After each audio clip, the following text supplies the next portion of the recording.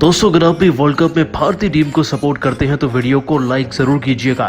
दोस्तों, बेहद ही रोमांचक मुकाबले में पाकिस्तान की टीम ने अपनी धाकड़ बल्लेबाजी से मैच को पलट कर रख दिया। कैसे भारत को हराकर पाकिस्तान 10 विकेट से जीता वो तो आपको बताएंगे ही, लेकिन उससे पहले आप सभी को क्या लगता है, क्या भारत और पाकिस्तान का मैच दोबारा होना चाहिए या नहीं? नीचे कमेंट करके जरूर बताइएगा।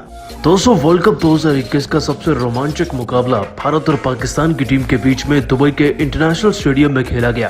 आपको बता दें कि दोनों देशों के फैंस अपनी सांसें रोककर इस मुकाबले की हर एक गेंद को देख रहे थे। मुकाबले की शुरुआत होती है भारतीय क्रिकेट टीम के टॉस हारने के साथ। बाबर आजम टॉस जीतकर अपनी टीम के लिए बड़ी चालाकी से पहले गेंदबाजी चुन लेते हैं।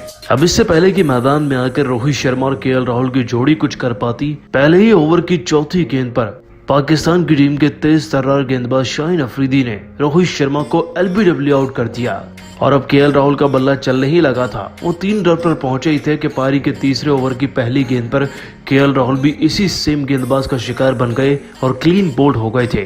दोस्तों, 2 खिलाड़ियों के आउट होने के बाद भारतीय टीम का बल्लेबाजी क्रम बुरी तरीके से डगमगाता नजर आया। हालांकि इस बीच कप्तान विराट कोहली मैदान पर डटे रहे, मजबूत बल्लेबाजी करी और एक छोर से विकेट गिरने का सिलसिला भी रोक दिया था। सूर्य कुमार यादव ने भी आकर छक्का जड़ा। लग रहा था कि वो भी टीम के लिए एक मजबूत पार्टनरशिप बनाएंगे, लेकिन वो भी मात्र 11 पर आउट हो गए। विराट कोहली अकेले पड़ गए थे, लेकिन तभी उन्हें साथ मिला ऋषभ पंत का। अब दोनों खिलाड़ियों ने मिलकर जैसे तैसे भारतीय क्रिकेट टीम को 100 के पार तो पहुंचा ही दिया था, लेकिन केवल विराट कोहली और पंत का बल्ला ही चल पाया भारतीय टीम की तरफ से। और दोस्तों, कोहली के बल्ले से जहां 57 रन निकले तो वहीं पंत भी 39 रन लगा चुके थे। लेकिन इन दोनों के कमबैक के बावजूद भी भारतीय क्रिकेट टीम के अन्य खिलाड़ियों में वो जोश नहीं दिखा।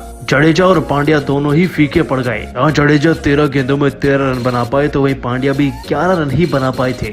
जैसे तैसे दोस्तों मुश्किल करके भारतीय क्रिकेट टीम 151 तक पहुंची और 152 का लक्ष्य दिया गया पाकिस्तान की टीम को। परंतु इसके बाद पाकिस्तान के खिलाड़ी जो करने वाले थे उसने तो भारतीय टीम के होश ही उड़ा के रख दिए थे, वो हर एक फैन के भी। दोस्तों, मैदान में तो मानो जैसे कि बाबर आजम और मोहम्मद रिजवान केवल अपनी टीम को जिताने के मकसद से उतरे थे। आपको बता दें कि मैदान में आते ही बाबर आजम और मोहम्मद रिजवान ने तो भारतीय टीम के सभी गेंदबाज की जमकर धुनाई करनी शुरू कर दी। वो चाहे जसप्रीत बुमराह हो, भुवनेश्वर कुमार, मोहम्मद शमी या फिर उसके बाद वरुण चक्रवर्ती ही क्यों ना हो, जो भी गेंदबाज इन दोनों खिलाड़ियों के सामने आया उसको केवल छक्के और चौके ही मिले। और दोस्तों, दोनों खिलाड़ियों की बल्लेबाजी को देख ऐसा ही लग रहा था कि जीत अब पाकिस्तान की है। परंतु दोनों खिलाड़ियों ने पाकिस्तान को जिताया तो सही, लेकिन कुछ ऐसे अंदाज में कि मानो ऐसे तो भारतीय टीम भी कई सालों में नहीं जीती होगी। दोस्तों, दोनों खिलाड़ियों ने इतनी शानदार पारियां खेली, पाकिस्तान की टीम 1 नहीं 2 नहीं बल्कि पूरे 10 विकेट के अंतर से जीत गई। इस बीच मोहम्मद रिजवान ने जहां 3 छक्के और 6 चौकों की मदद से 55 गेंदों में 79 रन जड़ दिए थे, तो वहीं बाबर आजम ने भी 2 छक्के और 4 चौकों की मदद से गेंदों में 68 रन जड़कर बड़ी आसानी से अपनी टीम को जिता दिया। और इसी तरीके से दोस्तों T20 वर्ल्ड कप में लगातार जीतने का रिकॉर्ड टूट गया भारतीय क्रिकेट टीम का। भारतीय क्रिकेट टीम हारी तो सही, लेकिन इतनी बुरी तरीके से हारेगी इसका किसी को आभास नहीं था। जाहिर सी बात है दोस्तों कि भारतीय क्रिकेट टीम की बुराइयां अब शुरू हो चुकी हैं हर जगह। लेकिन इस हार के बाद हमें ये नहीं भूलना चाहिए कि भारतीय क्रिकेट टीम आज भी वही टीम है जो कि न सिर्फ तीनों फॉर्मेट में वर्ल्ड कप जीती है, बल्कि साल 2019 में जिस तरीके से हमने पाकिस्तान को हराया था वो इस T20 प्रारूप से कई बड़ी जीत है। लेकिन दोस्तों, क्या आप सभी ऐसे मुश्किल समय में अपनी टीम को सपोर्ट करते हैं या नहीं?